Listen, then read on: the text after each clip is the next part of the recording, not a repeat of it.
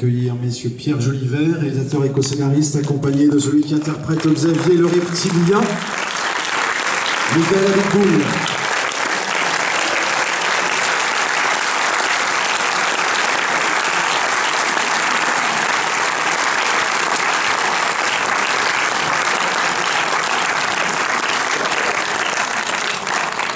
Bonsoir à tous. Bonsoir. Merci d'être là. Alors, comme vous le souhaitez, messieurs, soit vous restez debout, soit vous vous installez sur les marches, c'est vraiment comme vous le souhaitez. Des micros vont circuler dans la salle. Dès que vous souhaitez réagir, intervenir, donner voilà, votre impression par rapport à ce que vous venez de découvrir, voilà, vous levez la main de façon qu'on puisse vous emmener des micros. Juste avant... Dans 2 heures, qu'on sera... Dans 2 heures, qu'on sera... Je vais, en fait, chose qu'on fait rarement, mais il y a beaucoup de gens qui sont en fait dans l'ombre pour permettre justement à la fois que le réalisateur et scénariste et les acteurs soient dans la lumière. Voilà, il y a des gens qui sont dans l'ombre, qui œuvrent au moment de la préparation. Voilà, tout à l'heure je vous évoquais la partie immersion, mais la préparation, etc. Ce sont les gens de la production. Et je vais demander donc à Xavier, l'un des coproducteurs du film, de venir me rejoindre, qui a un petit mot à vous dire ce soir. Et au passage, donc, ça me permet de dire juste voilà, qu'on puisse applaudir les gens, ces gens de l'ombre, les producteurs et également les distributeurs pour que puissent vivre ensemble à partir du 5 juillet. Xavier, on va donner un micro, donc de 400. Je voudrais juste appeler mon acolyte, Marc-Antoine, aussi qui est producteur du film. Marc-Antoine, merci.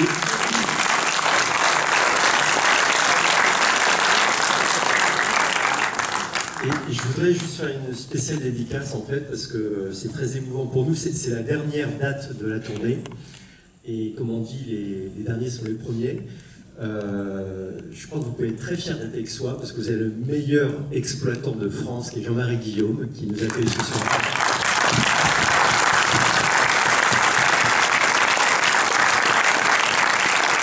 Au-delà d'être un excellent exploitant, il a joué un rôle prépondérant dans ce film, parce qu'il nous a permis de rencontrer Stéphane Guyot, qui a aidé Pierre à l'écriture de ce film. Bravo.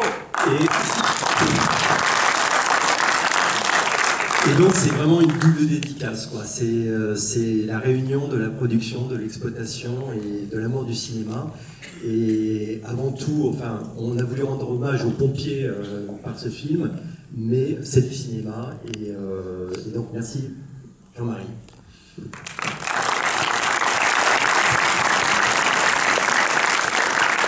Donc Jean-Marie Guillaume, qui est, voilà, comme l'a expliqué Xavier, donc le directeur de ce cinéma, qui est directeur du Renoir et du Mazarin, et également du cinéma à Pâté-Plan-Campagne, et qui est aussi associé au Palace à Martigues. Et ce cinéma dans lequel on se trouve, en fait, ce soir, était le cinéma de son papa, créé en 1959. Je le rappelle de temps en temps, parce que parfois, voilà, il est bon de rappeler aussi la filiation. Et Jean-Marie est caché en bas, et ce qu'on vient de faire là, en fait, il déteste. Donc ce soir, en fait, moi, je suis viré, parce qu'il déteste vraiment ça. C'est quelqu'un qui, voilà, quelqu'un de l'ombre qui aime rester dans l'ombre, mais de temps en temps, en fait, moi, je trouve qu'il est important, voilà, de rappeler à la fois l'histoire familiale et l'histoire particulière de ce cinéma. Donc, s'il vous plaît, pour ce monsieur qui se cache en bas et qui doit me détester éperdument, monsieur Jean-Marie Guillaume. Il aurait pu parfaitement les pompiers, parce que les pompiers détestent être sous les projecteurs. Voilà. Merci en tout cas à vous les producteurs, voilà, d'avoir soutenu ce projet. Au passage, on remercie également, voilà, la distribution, Canal Distribution, parce que le film sortira, voilà, le 5 juillet. Alors tout à l'heure, je vous dirai ce qu'il faudra faire ensuite quand le film va sortir le 5 juillet. Ce qu'il faut faire, vous, en tant que spectateur ce soir. Aujourd'hui, il y a plein de voilà, les réseaux sociaux, les amis, le bouche à oreille, qui fait que si on veut que ce film reste à l'affiche. Mais là, on a la chance d'avoir le réalisateur, qui est aussi scénariste, l'un des comédiens principaux du film, et ils sont là donc à l'issue de la projection pour échanger avec vous, voilà, recueillir vos impressions, vos sensations, voilà, si vous avez des questions à poser, voilà, levez la main, qu'on puisse, voilà, partager à un moment ce moment privilégié. Alors je vais... Allô, allô. Allez-y Pierre. S'il ne fonctionne pas, je vous donne. Allô, allô. Voilà, je vais faire une petite introduction parce que la projection de ce soir n'est pas une projection habituelle, parce que le film trouve ses racines en partie ici. Je vais vous expliquer pourquoi.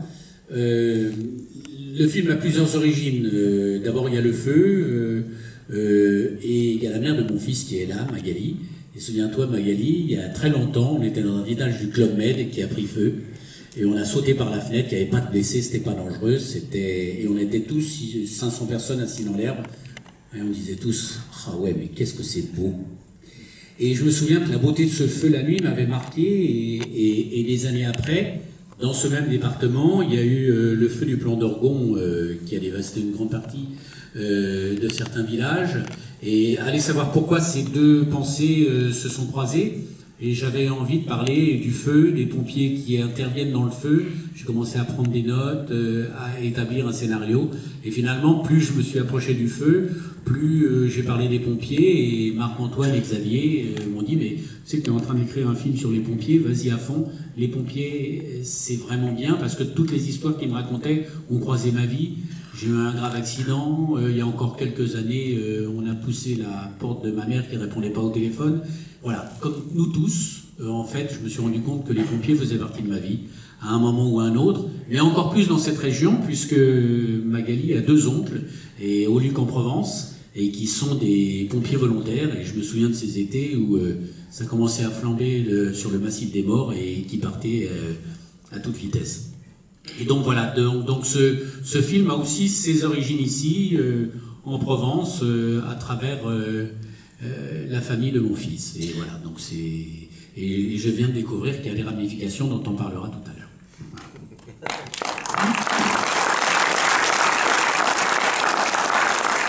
Si vous souhaitez réagir, intervenir, voilà, levez la main, le temps qu'on vous emmène. Alors il y a une deuxième, alors je continue. Il y a une deuxième partie, non, c'est là très très personnellement. Il y a un chef décorateur qui s'appelle Émile Guigaud dans le film. C'est mon décorateur depuis une quinzaine d'années. C'est un ami proche et tendre. D'ailleurs, à chaque fois, je viens passer 2 semaines au Puy Saint-Tréparade, juste au-dessus d'Aix-en-Provence. C'est là notre lieu de villégiature privilégié. Et Émile Guigaud est un immense décorateur qui a eu les plus grandes récompenses, qui en ce moment est en train de tourner un très très gros film, qui est les décorateurs de Michel Hazanavicius, de Tavernier. Et Émile Guigaud, il est depuis Sainte-Réparade. Alors donc je pense qu'ici, il y a son frère, oui, sa nièce. Voilà, ils sont là-bas, voilà. Et voilà, et les amis du Puy de Sainte-Réparade. Voilà. Donc pour l'instant, on n'est que dans des trucs perso. Hein. Je remercie le directeur de la salle. Voilà. Donc, arrivons au sujet. Alors pour arriver au sujet, j'aimerais qu'on entende la voix hors écran de Michael, donc Xavier, le reptilien, comme je vous le présentais tout à l'heure. J'aimerais qu'on évoque cette partie importante. J'avais commencé tout à l'heure en présentation à l'évoquer, cette partie immersion avant le tournage pour les comédiens, cet échange entre les professionnels que sont les pompiers, les professionnels du cinéma que vous êtes. Comment ça s'est passé avec eux Ça s'est bien passé, ça marche. Ouais, ça marche. Ça s'est bien passé. On est parti là-bas, on est rentré chez les pompiers comme en religion. On est arrivé, ils nous ont embarqués quelques jours avec eux. On n'imaginait pas en quelques jours. C'est mieux comme ça. On n'imaginait pas en quelques jours apprendre ce que c'est qu'un pompier et apprendre tout ce qu'ils savaient. Mais le 2e jour, on est parti sur un feu de forêt. Ils m'ont dit ok, tu viens avec nous, ça a sonné. J'ai attendu un peu et puis j'ai fini par comprendre qu'ils m'embarquaient avec eux et on a passé cette journée, 6 heures, à combattre un feu qui était sans doute pas exceptionnel pour eux, mais pour moi c'était hyper impressionnant. Je rentrais là-dedans, il y avait le camion derrière qui s'éloignait au fur et à mesure que j'avançais en tenant la lance. J'étais roulé au tuyau d'abord et puis à un moment ils m'ont passé la lance et ça a duré 6 heures et au bout de 6 heures j'avais des cernes, j'étais noir, et j'ai entrevu ce que pouvait être la vie d'un pompier. C'était ça, mais c'était aussi une intervention plus bénigne. Et puis, c'est comme ça qu'on est rentré. On a appris à les regarder vivre, à les regarder manger, parler, bouger, en dehors dans leur vie quotidienne et dans les actions, dans leur vie de pompier. On s'est imprégné peu à peu. Puis eux, ils ont fait pareil. Et c'est vrai que ce jour-là, moi j'étais en repérage, j'étais pas là. Et le soir, Rochdy donc qui était avec le lieutenant Arago qui dirige la caserne. Et lui, il est resté vraiment collé toute la journée. Et d'ailleurs, pendant tout le tournage, ils sont restés comme ça. Les 4 acteurs principaux sont restés collés avec leur binôme pompier qui, en permanence, disait « Ah ben non, moi je monte comme ça dans le camion. Non, tu mets pas ce t-shirt-là. Lui, quand tu lui parles comme ça. » Voilà, je crois que cette vérité, ça s'en va et ça revient. Voilà, allô, ouais. Et cette vérité était ce travail quotidien. Et ce soir-là, je me souviens, j'étais très jaloux qu'ils soient, parce que moi j'étais en repérage à 100 km, et Rochdy et Michael sont arrivés, mais épuisés, toi t'étais brûlé, quasiment noir, cramé, t'étais rouge, et je me suis dit, ça on commence à attraper le film. Et il y a un deuxième moment où j'ai senti qu'on attrapait le film, c'est dans la scène qui concerne aussi Xavier. Parce que quand on est arrivé dans cette caserne, on a vécu vraiment là pendant 3 mois, en tout cas moi pendant 3 mois, au bout de 2 mois les acteurs sont arrivés, et les pompiers ont appris à nous connaître, on a appris à se connaître, on a découvert très vite qu'il y avait autant de divorces chez les intermittents du spectacle que chez les pompiers, et ça évidemment ça nous faisait des conversations de soir. Mais toi, il est parti quand? Ben, sinon, c'est moi qui suis parti. Et alors maintenant, ben, voilà. Donc, cette histoire-là. Et là, j'ai senti, si vous voulez, que dans la scène de la grande échelle, ça c'était assez drôle, quand il y a celle qui est Vanessa Lyotet qui joue ton épouse, qui va dire « Ouais, descends, voilà. » Et qu'elle l'engueule, qui dit « J'ai trouvé des capotes dans ta... » Voilà. Et quand on finit la scène, il y a un des 2 pompiers, enfin ton binôme, qui s'approche, qui me dit « Ton film, c'est comme dans la vie. » Et là, je sentais que j'attrapais quelque chose, là, qui était intéressant. C'est comme tout à l'heure, en fait, je disais, modestement en présentation, c'est pas un film sur les pompiers, mais c'est un film avec les pompiers. Oui, moi, c'est ce que j'ai voulu faire. J'ai pas voulu regarder les pompiers de loin. Je voulais qu'on soit pompiers. En fait, les pompiers en apprendront, peut-être les familles des pompiers en apprendront en voyant ce film. Mais en tout cas, les pompiers n'apprendront pas grand-chose, parce que tout ça, ils l'ont connu. J'espère qu'ils sont touchés, c'est ce qu'ils semblent dire. Mais surtout, c'est les autres qui vont découvrir ce que c'est que d'être pompier. Moi, si j'ai réussi mon film, c'est que pendant 1h30, vous ayez été pompier. Avec ce que ça veut dire de changement de rythme, de thrill, d'excitation, de moments d'attente où il se passe rien, puis tout d'un coup on se marre, et puis tout d'un coup on va au feu, et puis ça s'arrête à nouveau. Voilà, cette sinusoïde-là, elle est très très marquante de la vie des pompiers. C'est ça que j'ai voulu attraper, donc en étant à l'épaule très près des pompiers. Et pour le feu, c'est des images de pompiers que Stéphane m'avait montré, de pompiers qui s'étaient filmés comme ça, dans le feu, avec un iPhone pendant 15 secondes. Donc j'ai pas voulu faire du numérique à l'américaine, avec plein d'effets spéciaux. On a vraiment mis le feu sur un certain nombre d'hectares, pour aller au plus près des flammes, être à l'épaule, avec les pompiers, dans les flammes. C'était chaud, hein. Miguel, tu peux dire. Ouais, c'était l'enfer, mais c'est drôle parce que c'est exactement ce que j'ai fait mon premier jour de feu. À un moment, j'ai sorti mon portable et j'ai filmé un peu, puis j'ai eu honte et je l'ai rangé, puis j'ai ressorti à un moment, je l'ai rangé, je me disais, je peux pas faire ça alors qu'ils sont en train de combattre. Et ce qui a été plus périlleux d'ailleurs, ça a été le tournage. Finalement, le feu, moi mon premier vrai feu, j'étais comme un enfant, je suivais, j'avais les yeux grands ouverts, mais le feu qu'on a créé pour le film, ça a été l'enfer parce qu'on est allé beaucoup plus près, il y a eu plus de risques de prise, ça a été plus long, il a fallu jouer, il a fallu parler, il a fallu prendre de la fumée. C'était une autre expérience, mais je ne l'aurais pas vécu pareil sans ce premier jour de feu avec eux, ce qui a en plus créé des liens très forts avec eux, enfin, dans les 2 sens. Et comment vous avez vécu cette journée de tournage des feux dirigés, les producteurs? Moi j'ai un souvenir vraiment très précis, c'est que j'étais installé sur une petite colline assez loin du feu et j'ai ressenti la chaleur alors que j'étais très loin, comme un mur de chaleur qui est venu sur ma poitrine. C'était hyper impressionnant. En fait, la vérité, c'est que le capitaine qui fait les feux dirigés, les pompiers savent ce que c'est, mais c'est des brigades qui mettent le feu, et souvent le feu arrête le feu. Quand un feu arrive, si on arrive à mettre le feu s'arrête quand le feu est là. Donc on s'était mis d'accord sur le feu, il me dit, alors là, tu vas voir, je vais te mettre le feu, tout le monde est prêt, on a répété la veille, on est 60, plus ceux qui sécurisent autour, et il met le feu, et alors là, il y a un petit feu de 50 cm. Et là, on est effondrés, nous. Évidemment, ça fait 3 semaines qu'on attend de faire cette scène, et le feu ne décolle pas de 50 cm. Donc à moins de filmer les pompes des pompiers dans les flammes, j'ai rien à filmer. Deuxième parcelle, là on se dit, oh là là là là, c'est une catastrophe, il va falloir qu'on fasse tout en numérique, ça va nous coûter la peau des genoux. Et deuxième parcelle, des petites flammes à 50 cm, un cauchemar. Par contre, de la fumée, on n'arrive plus à respirer, énormément de fumée. Et la troisième parcelle, le capitaine me dit, alors peut-être on va changer, on va se mettre un peu plus comme ça. Moi, je vais mettre, parce que le vent est en train de se lever. Et là, ils mettent le feu, c'est ce que vous avez vu. Et là, ça monte à 10 mètres. Et la chaleur nous prend, et les cadreurs vont dans l'image avec les caméras. Et c'est des caméras numériques, donc on ne sait pas si elles supportent la chaleur. On se dit, on fait peut-être tout ça pour rien, on va sortir les disques durs, il n'y aura pas l'image. Donc le suspense est absolument total, on est en apnée. Et je demande au capitaine, mais combien de temps on peut rester dans les flammes? Il a cette phrase formidable. Il me dit, bah, un roast beef, ça prend 1 heure. Hein.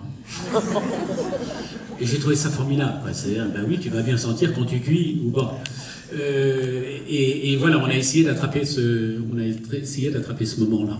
Voilà. Par rapport à ce que vous expliquez, en fait, voilà, en tant que spectateur, il y a une chose qui me semble importante, c'est que, comme Michael a expliqué tout à l'heure, à suivre les pompiers, voilà, sur une intervention, voilà, c'est un vrai feu, donc il est là en tant qu'observateur, donc il est juste là voir ce qui se passe, effectivement, ou faire des photos ou pas faire des photos, ou suivre ce que font les professionnels, en fait, par rapport à l'intervention.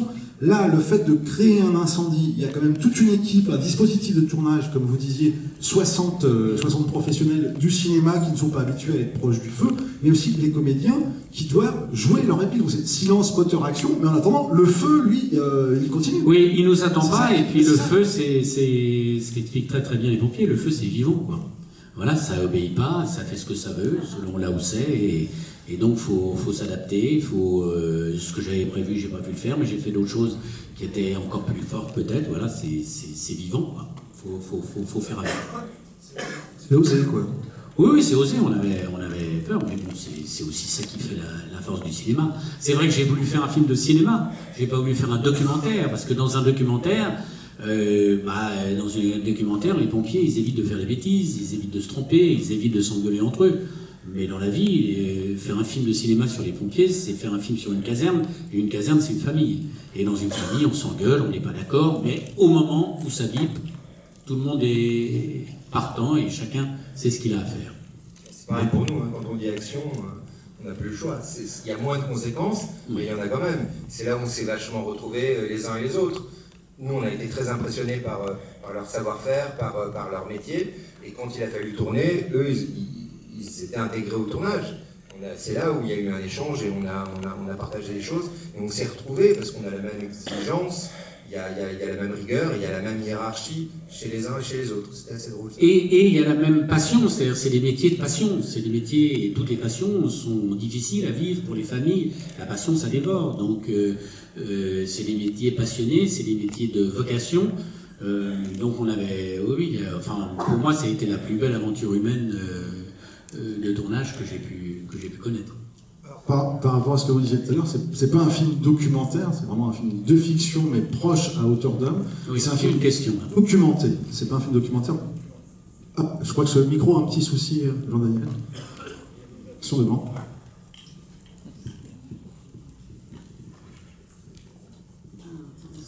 Je voulais savoir, en dehors des feux, les autres séquences, comment vous les avez choisies? Est-ce que c'est les pompiers qui vont vous en raconter leurs anecdotes? Alors, voilà, c'est le moment de faire venir quelqu'un qui est au générique. Il y a Stéphane Guyot, qui est capitaine, et c'est lui qui a suivi le scénario. Et il est accompagné de Grégory Lyon, qui est le colonel de justice de notre magnifique région.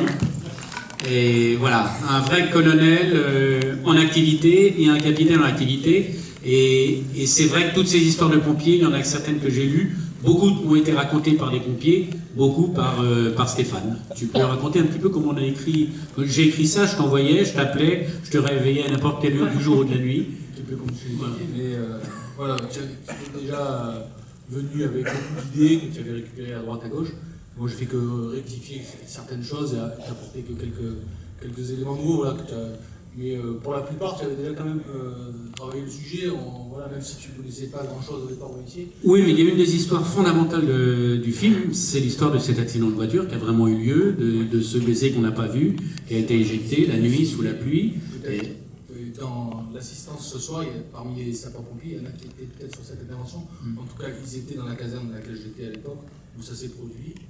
Et c'est vrai que c'est des événements qui marquent l'histoire d'une caserne. Absolument, et j'ai voulu la mettre dans le film. Voilà, c'est tous inspirés de faits réels, comme on dit, mais c'est vrai que ça, c'était tout à fait excitant. Alors pourquoi, votre question, pourquoi ces scènes-là? Moi, personnellement, j'aurais voulu faire un film de 2h30. J'ai de quoi raconter des choses incroyables, parce que les pompiers sont en première ligne de choses incroyables tout le temps. Et donc, on a fait 90 minutes, parce qu'on avait l'argent pour 90 minutes, et que j'ai un peu condensé du fait. Mais aussi, je voulais que les spectateurs soient épuisés après 90 minutes, un petit peu, quoi, avec toutes ces interventions. C'est la force des pompiers en France, hein. C'est-à-dire qu'ils font non seulement le feu, mais ils mettent leur corps en opposition entre le citoyen et le malheur. Et ça, c'est quand même, dans ce monde quand même qui va pas très bien, en déliquescence, il y a quand même des gens dont là, je sais pas si vous mesurez le truc, ils se disent, ouais, mais moi, ma vocation, c'est d'aider les autres, et je vais me mettre en danger, et la plupart du temps, pour rien, bénévolement. Ça interpelle quand même, hein. Donc, c'était un film passionnant à faire. Je voudrais savoir, mon colonel, quand vous avez entendu parler d'un film qui se faisait sur les pompiers, qu'est-ce que vous avez pensé? Non, sans avoir lu le scénario, vous êtes dit quoi d'abord? Écoutez, initialement, on a toujours une crainte. Voilà. Toujours une crainte de stigmatiser, focaliser sur certains aspects de ce que l'on fait au quotidien, et surtout de nous donner ce côté un peu bodybuildé, ce côté inaccessible, ce côté, finalement, c'est les autres, nous on n'est pas capable de le faire. Et Pierre, pour avoir échangé quelques minutes avec toi, le vrai sujet c'est que tu sais regarder les autres, tu sais les écouter, tu as su t'imprégner de ce qu'on était. Et une vraie phrase qui m'a percuté, c'est ce qui s'est dit ce week-end par Roche Dizaine, c'est quand il dit « ce sont des gens ordinaires qui font des choses extraordinaires ». Et je pense que c'est la phrase qu'il faut retenir de ce film, parce qu'en fait les pompiers c'est pas des héros. Vous êtes les uns et les autres qui êtes dans la salle, qui êtes pompiers, vous savez exactement ce que cela veut dire. Ça veut dire qu'à un moment donné, notre corps nous guide à faire des choses pour les autres. C'est-à-dire que vous êtes le voisin qui s'engage pour son voisin, vous êtes monsieur et madame tout le monde. Et le vrai pompier, c'est celui-là. C'est pas celui qui passe à NT1 le dimanche après-midi et qui sort d'une brigade militaire. Non, c'est pas ça le vrai pompier. Le vrai pompier, c'est celui que vous croisez dans la rue, qui fait le marché. Le vrai pompier, c'est celui qui est volontaire, quasiment proche du bénévolat. Et c'est ce que tu as su découvrir. Et moi, je ne ferai que te remercier pour ce message, parce que tu sais qu'au-delà de diriger le SDIS, je porte un message politique pour les pompiers à la Fédération nationale. Et c'est le message que l'on porte auprès de nos autorités, parce que les pompiers, c'est 250 000 personnes en France, et c'est 200 000 volontaires. 200 000 monsieur et madame tout le monde qui s'engagent pour les autres. C'est la dame qui pose son enfant à l'école et qui finalement garde le bip avec elle. C'est ce que tu as été, c'est ce que tu as croisé. Et je t'assure, il y a 2 mois, quand j'ai vu le film, moi j'ai ma femme et ma fille qui sont dans la salle, j'ai jamais parlé de pompiers comme ça. Ça fait depuis l'âge de 17 ans. Et tout à l'heure, quand on vous disait c'est des histoires de personnes, Pierre, finalement, parce qu'on se connaît. Il est presque parisien, lui. Moi, je suis de Marseille. Et alors? Et finalement, on connaît une personne en commun. Un pompier volontaire. Jacques Pitomès, quasiment quelqu'un de la famille. Jacob Pitomès. Du Luc en Provence. Et finalement, presque... Ouais, avec qui je bossais les étés. Avec ce monsieur qui est l'oncle de tes gamins. Et de mon fils qui a fait la musique du film. Et les pompiers volontaires, c'est vous, c'est nous, c'est la France. Donc tout simplement, dans ce moment où justement il y a des nouvelles crises, des nouvelles menaces, les pompiers volontaires, c'est la République tout simplement. Ah voilà.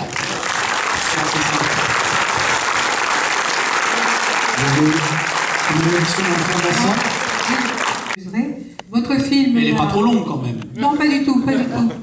Votre film m'a beaucoup plu, il est très juste parce que récemment... Je ne sais pas où vous êtes dans la salle. Je vais me lever. Ah voilà, d'accord. Vous voyez maintenant? Ok, oui, très bien. Oui, récemment, à la fin du mois d'avril, je suis montée sur la Sainte-Victoire. Au retour, à un quart de la descente, mon pied a glissé sur une pierre, j'ai la tête qui est tombée dans un buisson et une branche m'a traversé le cou, le menton et le cou, très près de la carotide.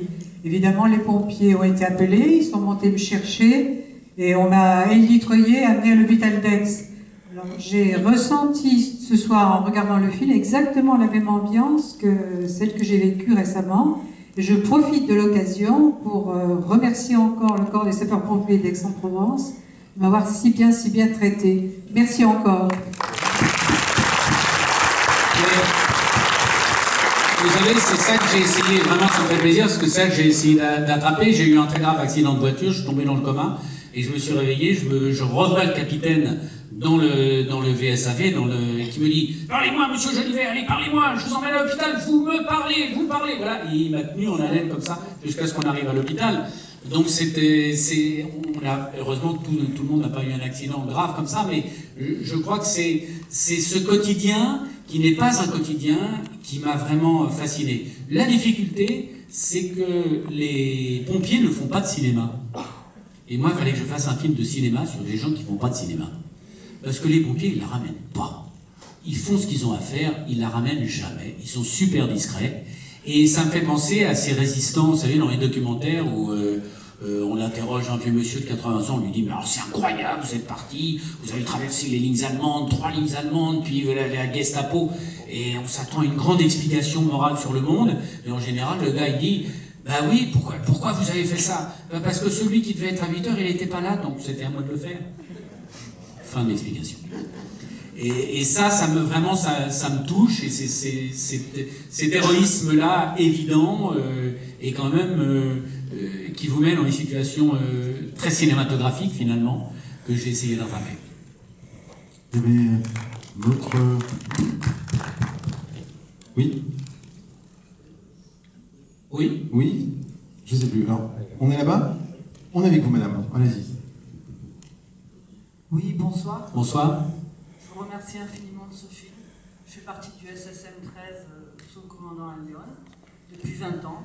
Et quand on m'a parlé des Hommes du Feu au Mazarin, par rapport au producteur qui était, j'avais peur de revoir un film style le BNP sur zone interdite. Caricatural un petit peu. Caricatural. Et là, je pense qu'avec mon vécu de 20 ans au sein de la Caserne-d'Aix et puis sur la direction, vous avez exactement retransmis les choses. Un petit peu de machisme, ça s'améliore. Quand on est infirmière, on est bien considéré parce qu'on va beaucoup à leur service. C'est quand même notre rôle, le SSM, d'être à leur service quand ils vont sur les feux.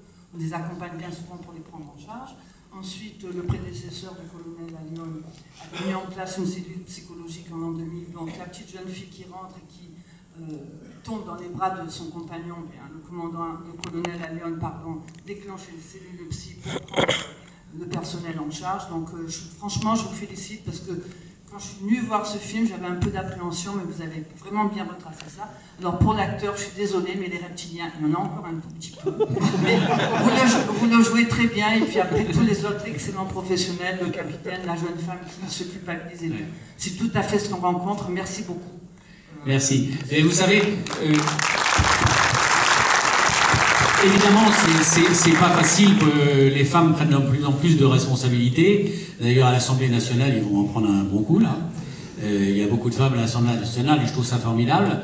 Évidemment, la jeune femme qui était dans la caserne où on est allé, au bout de 3 semaines, très discrète, elle est venue me voir, elle m'a dit « Mais tu sais, dans ton film, moi, quand je suis arrivé, c'était encore beaucoup plus dur que dans ton film. » Voilà. Donc c'est vrai qu'il y a des progrès à faire, mais aussi le personnage de Mika m'émeut beaucoup, on en a beaucoup parlé ensemble avant. Moi j'aime beaucoup ce personnage, c'est un des personnages les plus passionnants à écrire, parce qu'il n'est pas simple, il n'est pas d'un bloc, c'est un bon gars, et en même temps il est un peu couillon des fois, il est un peu macho. Mais il y avait quelque chose dans ce personnage qui m'émeut, parce qu'il y a beaucoup d'hommes qui ne sont pas prêts non plus à ça. Ils ne sont pas prêts culturellement, psychologiquement, et alors tout d'un coup ils se retrouvent sous l'autorité d'une femme. Hein. Moi, c'est un personnage que j'ai aimé d'un bout à l'autre, même si je ne l'ai pas jugé. Il fallait bien qu'il y ait quelqu'un qui le joue, ce personnage. Et pour moi, c'est sans doute un des plus intéressants et plus multiples. Voilà, j'y suis rentré avec plaisir et je l'ai aimé tout de suite.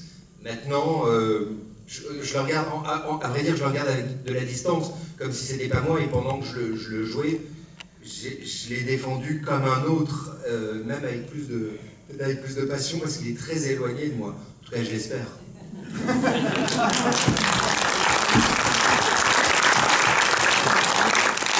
Autre question, réaction? Oui. Ah, nous avons eu pour l'instant 3 dames. 4e dame ou un monsieur, peut-être? La personne avec qui j'ai commencé à faire du théâtre. Bonjour Bernard. Bon. Et oui, parce qu'il faut dire que Michael Abitboul C'est un exploit. Oui, il a grandi avec son parent. J'ai plus ici, mais j'ai grandi ici, et ça a été le premier cinéma où j'ai vu mes premiers films. Ça a été au Cézanne et probablement dans cette salle. Après ce bel hommage aux pompiers, je sais de quoi je parle parce que j'habite à Aix, une zone très boisée, et par 2 ou 3 fois on a eu de graves incendies. Mais donc je voudrais rendre hommage à Michael. Michael, que je connais, on va dire, depuis la classe de 5e jusqu'à la terminale. Voilà. J'ai toujours admiré à la fois ton énergie, ton engagement dans tout ce que tu fais. Et le rôle que tu tiens ici, franchement, ça m'a époustouflé. Peut-être un peu trop d'accent provençal. Bon. J'ai fait ce que j'ai pu. Mais c'est pas grave, c'est pas grave. Par ici, tu sais qu'on est sensible à ça, que voilà, dès que c'est un peu forcé, on a du mal. Surtout que naturellement, tu en as. Ça a été, vous savez, le problème de l'accent était un des problèmes de ce film, hein, parce qu'il y en avait qui venaient de Toulouse, Guillaume Labbé, qui fait le jeune pompier, il venait de Toulouse, il avait l'accent de Toulouse. Dans la caserne, les pompiers avaient l'accent de Carcassonne. C'est vrai que Xavier a grandi à Aix, il pouvait retrouver l'accent de Aix. Rochdy a essayé quelques jours de prendre l'accent, mais ça marchait pas terrible, donc on est revenu en arrière. Donc voilà, il fallait que j'équilibre tout ça, que je fasse en sorte que tout ça marche ensemble. Voilà. Trop d'accent provençal, j'ai quelques copains à Gardanne, on n'est pas loin. Mais je t'avais jamais entendu parler avec cet accent, moi, au naturel. Non. Voilà, donc... je l'ai jamais eu. Michael, bravo. Merci Bernard, et c'est grâce à toi que j'ai commencé à aimer le théâtre, à aimer les textes. C'est entièrement avec toi et grâce à toi, donc merci.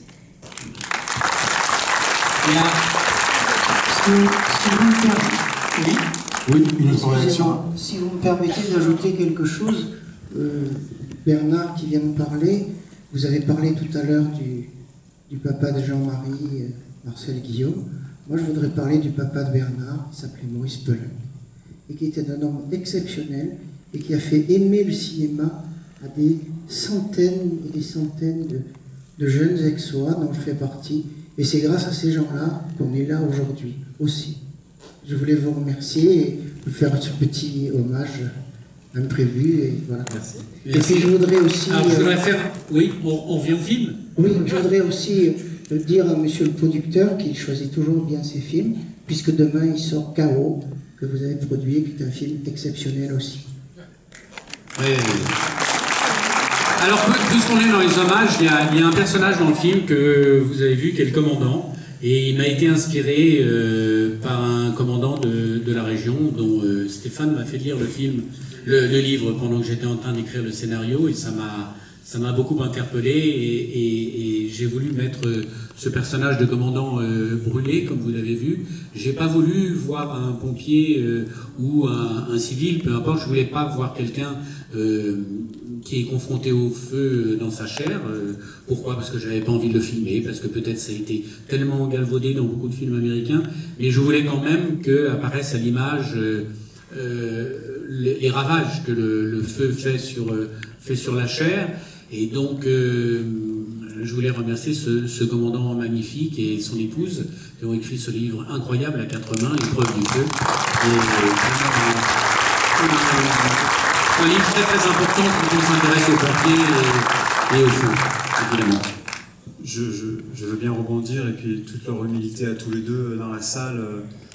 Bon, ils sont là. Le 24 juillet 2004, tout le monde s'en rappelle. Et tout à l'heure, vous avez eu un mot pour mon prédécesseur, et je veux bien reconnaître ce flambeau qu'on se transmet les uns les autres. Et aujourd'hui, le commandant que tu as retracé dans ton film, c'est quelqu'un qui nous montre au quotidien ce qu'on doit être, c'est-à-dire des gens qui apprécient la vie, qui apprécient l'autre, et qui montrent que finalement, rien n'est plus cher que l'amour d'un couple qui permet à un sapeur-pompier d'exercer sa vraie passion égoïste. Merci à Fred.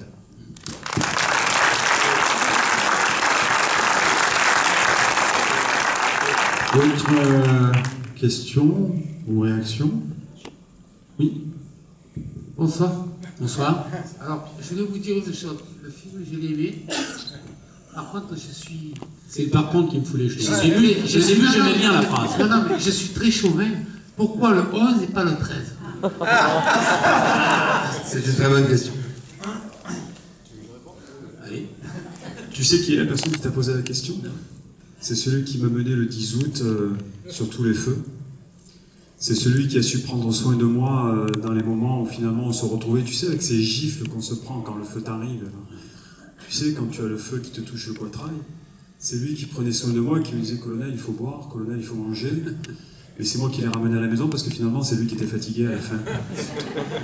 Et Pierre, moi je remets dans le contexte, et en octobre 2014, quand on commence à se prendre en contact, je ne suis pas assez armé pour faire en sorte que ce film se fasse dans les Bouches-du-Rhône, tout simplement. Et je le dis humblement, moi j'aimerais bien qu'il y ait les Hommes du Feu 2 dans les Bouches-du-Rhône, tout simplement. Non mais voilà, ça s'est pas fait ici, ça aurait pu se faire à côté. Il se trouve que y a un monsieur formidable chez les pompiers qui s'appelle Jean-Luc qui est là, et qui m'a dit mais il faut que je trouve un département, il faut que je trouve un colonel qui comprend le scénario. J'ai passé une audition. Il m'a fait passer une audition. Tu te souviens, Xavier, ou Marc-Antoine, on était tous les trois. Hein, vous pouvez raconter, si vous voulez. Voilà, on a passé l'audition, on a pris le scénario, il dit bon alors ça faut le retirer. Je dis non. Ça, cette scène-là, c'est pas utile, vous voulez vraiment? Oui. Mais normalement, un pompier, ça fait pas ça. Je dis oui, normalement, mais moi, il va le faire quand même. Bon, d'accord. Et après, il m'a dit bon, laissez-moi 48 heures de réflexion. Et puis 48 heures après, il a appelé, il dit bon d'accord, alors on va faire le film, c'est vraiment bien quand même, faut que je vous trouve un département, le colonel Henri Benedettini, je pense qu'il peut comprendre le scénario, il va venir à Paris. Donc le colonel est venu, j'ai refait une audition qui a duré 1 heure, pourquoi cette séquence-là? Et la séquence avec les filles, là au fond, c'est vraiment, on est forcé de la mettre? Oui, on va en reparler, Pierre, on va en reparler.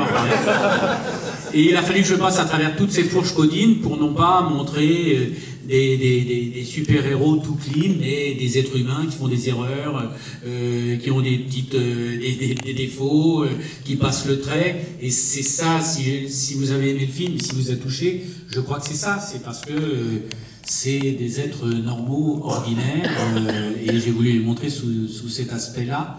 Et c'est ça qui m'a touché quand je les ai connus, les pompiers.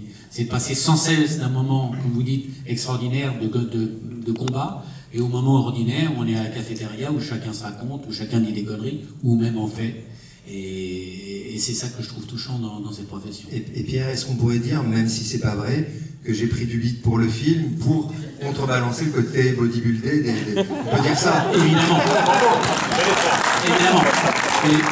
Et il y a eu ce moment quand même, si tu t'en souviens, Guillaume Labbé était en tournage, donc il est arrivé un peu tard, c'est le beau gars, hein, c'est le beau gosse, Guillaume Labbé. Et Roche Dizem, qui est quand même qui est un beau garçon bien bâti, et Guillaume arrive sur le plateau, il retire son t-shirt, il fait « Bon, on y va ?» Et il y a Roche qui me regarde, il me fait « C'est mort. »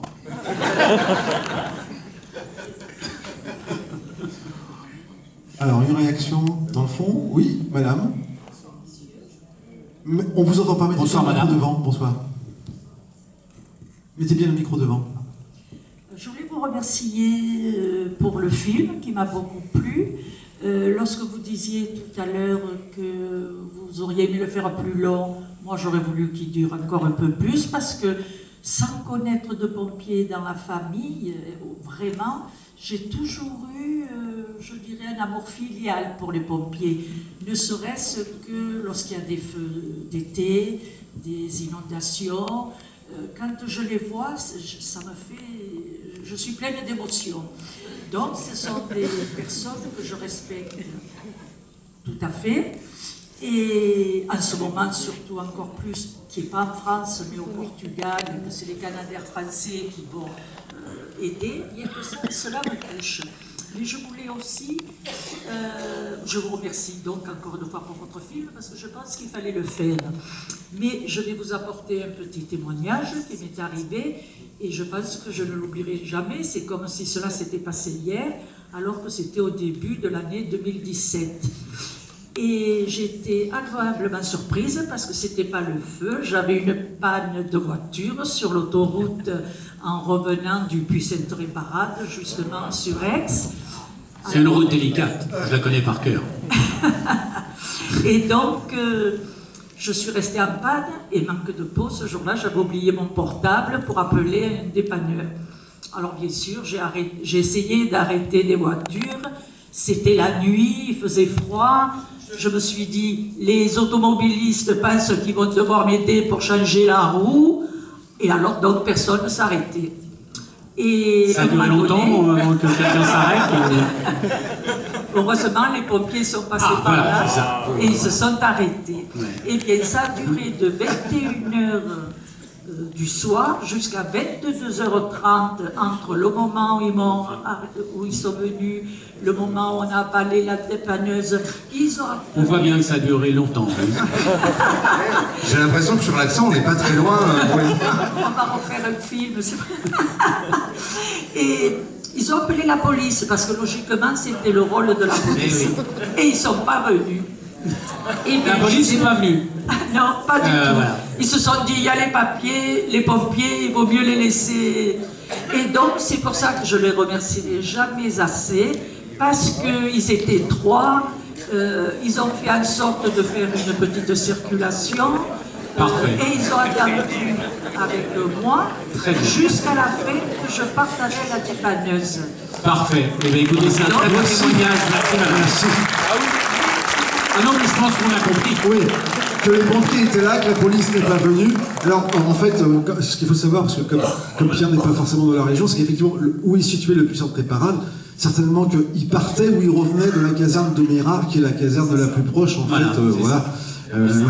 Et en fait, c'est un très beau témoignage. Effectivement, on a compris que ça a dû durer un certain temps et que les pompiers, comme à chaque fois, sont toujours très patients. Autre question, réaction, un petit témoignage. Une petite dernière question, réaction. Oui. Oui. C'est important ce que vous dites parce que, en fait, nous, en faisant le film, on a compris un truc, c'est qu'on dérangera plus les pompiers pour des trucs anodins. Parce que, franchement, ils ont un boulot dingue, un boulot merveilleux. Et on a quand même en France tous le réflexe d'appeler pour un idée de guet ou autre. Et en fait, quand on voit ce qu'ils vivent au quotidien, on réfléchit après, quoi. Voilà.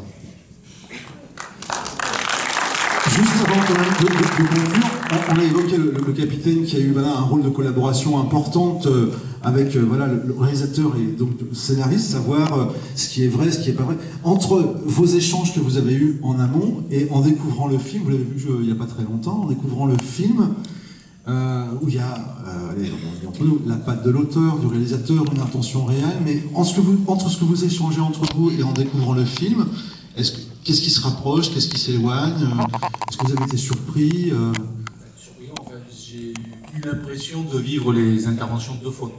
Une vraie fois, après quand je l'ai raconté à Pierre, et quand j'ai revu le film, j'ai eu l'impression de la revivre une 2e fois avec des boules au ventre sur certaines interventions. Je pense notamment à tout ce qui a trait aux enfants, qui sont des interventions difficiles dont on se rappelle toujours. Voilà, effectivement, je les ai revécues au moment de la séquence. Oui, c'est vrai que cette intervention sur les pompiers, tu m'en avais parlé, j'ai lu beaucoup de témoignages. Je ne voulais pas filmer non plus, peut-être par pudeur, une scène d'accident avec des enfants dans les voitures, mais c'est un des pires souvenirs pour les pompiers, toujours. Et j'ai préféré que ce soit raconté, parce que je ne voulais pas non plus faire l'impasse sur cette situation très particulière qui est très, très, très difficile et très violente pour les pompiers. Juste avant de conclure, et par rapport à la sortie du film, je crois qu'il y a un petit quelque chose bien particulier concernant à la fois Michael et Pierre. Je vous laisse donc la parole, Colonel. Écoutez, nous, on aurait bien aimé effectivement pouvoir le faire, ce film. Pierre, c'est un véritable film d'auteur de cinéma qui est fait sur les sapeurs-pompiers. C'est une première, et vous avez vécu ce soir à Aix. Arrête vous avez vécu une première. On en avait assez effectivement de ces moments où on regarde les pompiers avec cet œil du super-héros, parce qu'on est des gens normaux, et tu as su le montrer. Mais comme vous êtes des gens normaux, j'ai des élus dans la salle qui portent au quotidien le sujet des SDIS, parce qu'il faut les financer, les sapeurs-pompiers, il faut lever l'impôt pour nous financer. J'ai des collaborateurs précieux autour de moi, et d'ores et déjà, sachez que les uns les autres, vos quotas d'engagement en tant que sapeurs-pompiers volontaires sont prêts, donc je suis en train de vous affecter les premières tenues, donc voilà, de la part du SDIS 13.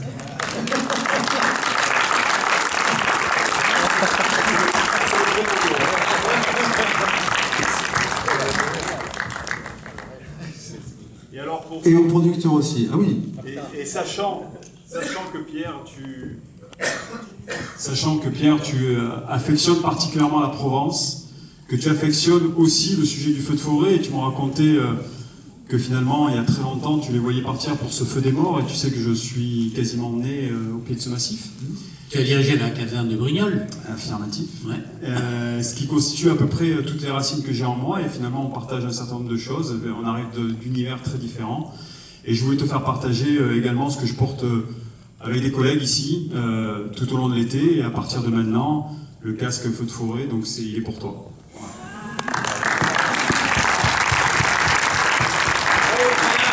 Ah ouais, merci. The casque.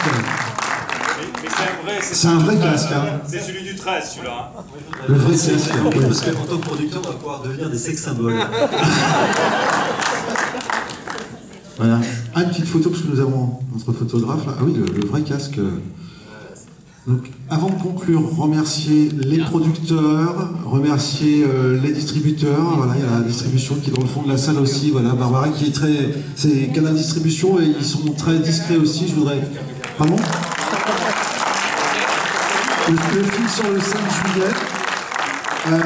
Il y a des réseaux sociaux, il y a les textos, il y a les amis. Voilà, parlez autour de vous de ce film pour qu'il puisse. Voilà, puisse rester et durer un certain temps à l'affiche. C'est normal qu'il soit... J'ai entendu beaucoup de choses sur les pompiers ne sont pas des héros.